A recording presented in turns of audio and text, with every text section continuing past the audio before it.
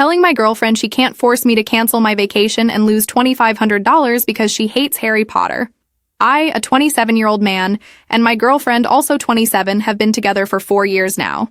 I have always wanted to visit Universal Orlando to see the wizarding world of Harry Potter, but I had never been able to justify it financially. My dad died recently, and I got an inheritance in his will. Not life-changing money, but enough to pay off my debts and have something left over. So I decided to book a trip for Universal, and I was lucky enough to get tickets for their new park as well.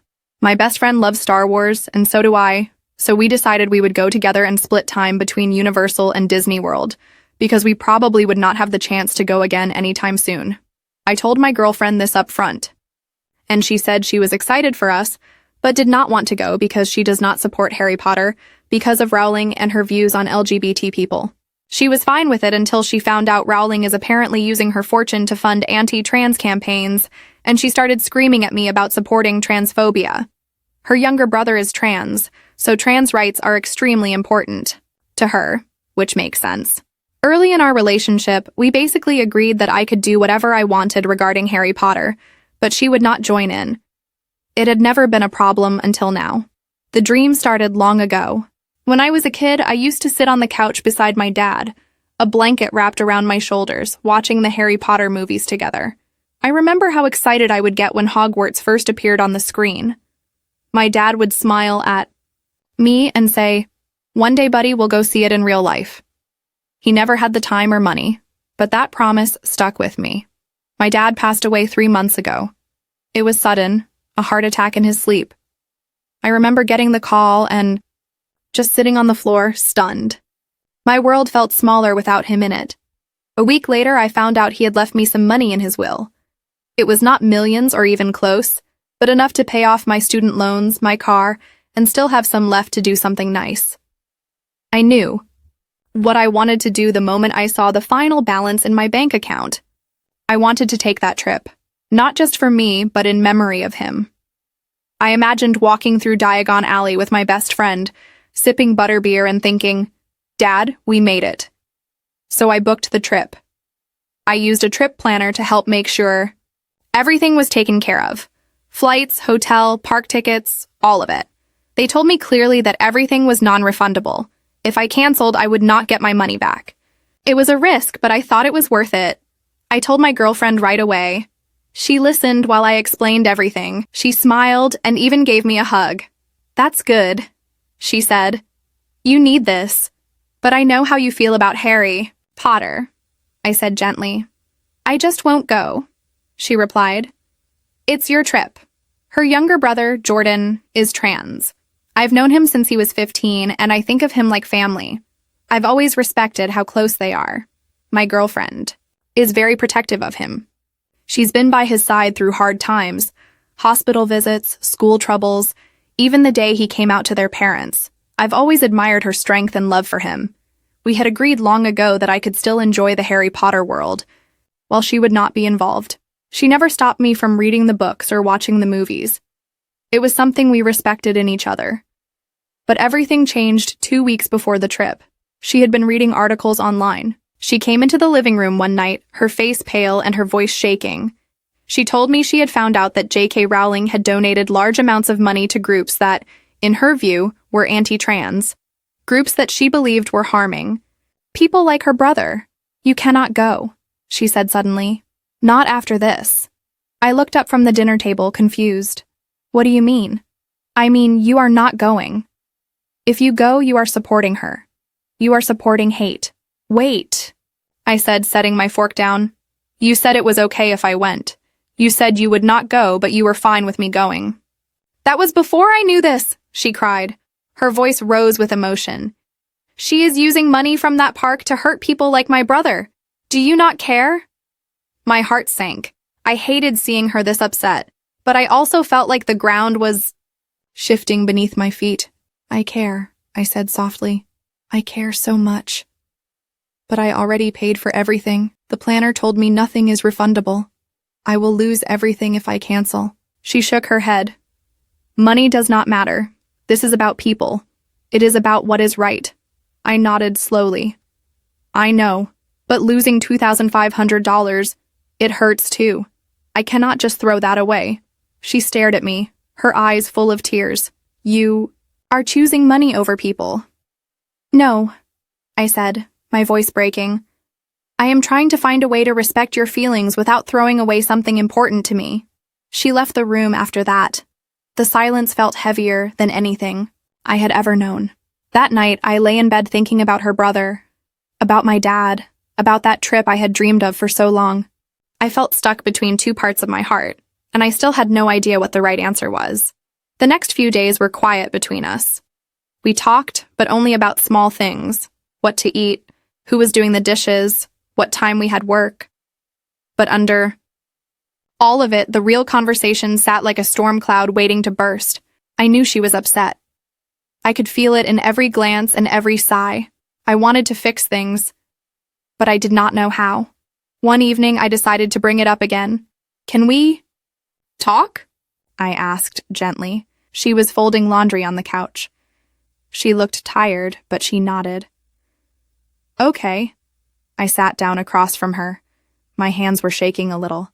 I know this trip is hard for you, I said, but I need you to understand where I am coming from. She looked at me, quiet, waiting. My dad and this trip means something to me. I always wanted to go. And when he passed, I thought maybe this was a way to honor that dream, to do something we never got to do together. She looked down at the shirt in her hands. But at what cost? I swallowed hard. I did not know about the donations. I am not going to lie and say they do not matter. They do. But I also feel like I already paid for this. And if I cancel, it's gone. That money is just gone. She put the shirt down and looked at me. Her voice was soft but firm. You think this is just about the trip, but to me it is about standing up for people who are hurt every day. My brother was bullied, pushed around, even kicked out of places just for being who he is. I know, I said, and I care. You know I love Jordan. You know I have always been kind to him. You have, she agreed. But this feels like the moment where it matters most. When you choose what side you are on. That word, choose, cut deep. I do not see it like choosing sides, I said. This is not about hate or support for anything bad. It is about going on a trip I have wanted my whole life. I'm not going there because I agree with what Rowling says. I am going because I love the stories, the magic, the memories. She leaned back on the couch. But your money still goes to her. I nodded. I know, and I hate that part, but I already spent it. I am not spending more. I am not buying souvenirs or anything extra. I am just going to use the tickets I already paid for. That is all. She stayed quiet for a long time. Then she said, "You are hurting me." Those words broke something in me. I never wanted to hurt her. I am not trying to, I whispered. But you are, she said. Because you are saying the money matters more than what I believe in. Tears welled up in her eyes and I reached for her hand, but she pulled away gently. I do not want to fight, I said. But I also do not want to lose this. I do not want to fight either, she said quietly. But I feel like I am, losing a piece of you. We sat there side by side but miles apart. Later that night, I called my best friend Jake. He was the one going on the trip with me. He had been looking forward to it for months too. Hey, I said when he picked up. Dude, what's up? He asked. You sound rough. I need to talk, I said. Can we meet? We met at a coffee shop down the street. I told him everything. About my girlfriend, her brother, the fight, the money, the guilt. Jake listened carefully. He did not interrupt. When I finished, he took a long sip of his drink and nodded. That's rough, he said. I get where she's coming from, I really do, but also, you're not trying to hurt anyone. You just want to go on a trip you already paid for. I know, I said, but what if going means I lose her? Jake leaned back. Then, I guess the question is, would canceling the trip save the relationship? I thought about it. I do not know. I feel like canceling might make things better now, but maybe not forever, and I would regret it. Not just the money, but the memory. Jake looked at me. Then maybe you need to ask her something hard. Ask if this is a deal breaker, because if it is, you both need to be honest. That night, I sat on our bed with my girlfriend. I told her what Jake had said. I do not want to lose you, I said, but I also do not want to make this decision in fear. If this is something we can't get past, we need to talk about it. She looked at me with teary eyes. I do not know, she said softly. I just know this hurts. We sat in silence. There were no easy answers, just two people, in love, but standing on different sides of something neither of them asked for. The following morning, the air in our apartment felt cold and still, even though the sun was shining through the windows. I got up early and made coffee, hoping the warmth of a small gesture might help. She walked into the kitchen slowly, tying her hair back. Her eyes looked tired. Coffee? I asked, holding out the mug. She took it with a nod. Thanks. We stood in silence for a while, sipping and pretending to think about other things. But the truth was, the decision we needed to face was still sitting heavy between us. After a while, she finally broke the silence. I talked to Jordan last night. I turned toward her, waiting. He said he gets it, she continued. He said he does not love that you are going, but he also understands why it is important to you. He said you have always been kind to him, and that means something. I nodded slowly, feeling a little relief. But, she added, he also said that this kind of thing is why it is hard to feel safe. That people can care, but still make choices that hurt. I did not know what to say. I understood what Jordan meant. But I also knew I could not change what had already happened. The money was gone. The trip was booked. I finally spoke. I wish there was a way I could undo the pain, but I cannot change the past. All I can do now is choose how I move forward. She looked at me.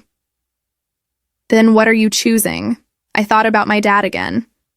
I thought about sitting in the living room with him, watching those movies, dreaming about going to the wizarding world one day. I thought about how this trip was not just about magic or rides. It was about something I had waited my whole life for. Something tied to a person I had loved and lost. I am choosing to go, I said quietly, not because I agree with Rowling. Not because I do not care, but because I made a promise to myself and to my dad. And I do not want to let go of that. She took a deep breath and closed her eyes. I could see the tears coming again. I do not know if I can be okay with that, she whispered. That sentence cut through me. Not in anger, but in sorrow. I realized then that even love does not always mean agreement. Even love can hold pain. I will not ask you to be, I said gently. I just ask you to believe me when I say I am not doing this to hurt you or Jordan. She nodded slowly. I believe you. I just do not know if that makes it easier. We did not say much after that. She went to work and I stayed home, trying to hold myself together. I wanted to be happy about the trip, but I could not ignore the hurt I had caused. That weekend, I started packing my suitcase. Each item I folded reminded me of how complicated this trip had become. I had dreamed of this for so long. But now, every t-shirt, every pair of socks felt like a weight. She walked past the bedroom door and saw me sitting on the floor with my things. I thought you were leaving Tuesday, she said softly. I said, I just wanted to get things in order. She stepped into the room and looked at the suitcase. I remember when we packed for our first trip together. You rolled your shirts up like tiny burritos. I smiled faintly. Still do. She sat down across from me on the bed. Her eyes searched mine. I love you, she said. I love you too. This hurts, she continued, but I do not want us to fall apart over it. I looked down at the shirt in my hands. Then what do we do? She shrugged. Maybe we just give it space, let it hurt, let it pass, and then decide. I nodded. Then she stood and walked out. And I sat there on the floor, unsure whether I had just saved something or lost something. The night before my flight, she helped me zip up my bag. We did not talk about the trip anymore. We just made dinner, watched a show, and sat side by side. At bedtime, I pulled the covers up and turned off the light. I could feel her next to me, still and silent. I will miss you, I whispered. I know, she said. Me too. And we fell asleep not holding hands, but still sharing the same bed. In the morning, she drove me to the airport. The drive was quiet. When we pulled up to the terminal, I opened the door, then stopped and looked back. "Will you be okay?" I asked. She gave a small smile. "I do not know, but I want you to have a good trip." I leaned in and kissed her forehead. "Thank you." She watched me walk through the doors, and I did not look back again until I reached security. I was finally going on the trip I had dreamed of. But my heart was heavier than I ever expected it to be. The plane ride to Orlando felt longer than it really was. I looked out the window most of the way, watching the clouds float by, lost in thought. I was flying to a place I had wanted to visit since I was a boy. But something inside me felt quiet. Not the happy kind of quiet, the heavy kind. When I landed, my best friend Jake was already waiting for me at the airport. He grinned and gave me a big hug. "Ready for the adventure?" he asked. "Yeah," I said, trying to sound excited. He gave me a look. "You okay?" I nodded, but he knew me too well. "You sure?" "I will be," I said. "Let's just try to enjoy this." We checked into our hotel and dropped off our bags. The place was beautiful, clean, bright, and filled with other travelers buzzing with joy. Families with kids ran around with Mickey Mouse ears. Couples walked hand in hand. It should have made me feel excited. But I kept thinking about her. That night before bed, I texted her. Me. "Made it here safe. Hotel's nice. Hope your day was okay." She replied 10 minutes later. Her. "Glad you're safe. My day was fine. Take care of yourself." It was short, simple, but kind. The next morning, we entered Universal. The wizarding world of Harry Potter looked even better than I imagined. Tall towers, cobblestone paths, snow-covered roofs, and the sound of magical music playing in the background. People of all ages walked around holding wands, wide-eyed like they were stepping into a dream. Jake clapped me on the back. "Come on, man. This is your moment." And it was. I smiled for the first time in days. We got butterbeer, rode the Hogwarts Express, and wandered through Diagon Alley. I took it all in slowly. I even stood still for a moment outside the castle, closed my eyes, and thought of my dad. "We made it, Dad," I whispered. "We finally made it." Jake took a photo of me standing there. He did not say anything, but I think he knew what I was feeling. Later, at the Star Wars park in Disney, Jake was in heaven. He pointed out every detail like a kid in a candy store. "This trip is amazing," he said, smiling ear to ear. "Thanks for inviting me." I nodded. "Glad we came." Still, every night I checked my phone. Sometimes she sent a message. Sometimes I sent one first. They were short, polite, never emotional. I missed her more than I expected. I missed her voice, her laugh, even the way she reminded me to drink water or not wear the same shirt 2 days in a row. On the last night of the trip, I sat on the hotel balcony, staring out at the lights of the city. I pulled out my phone and texted her something longer this time.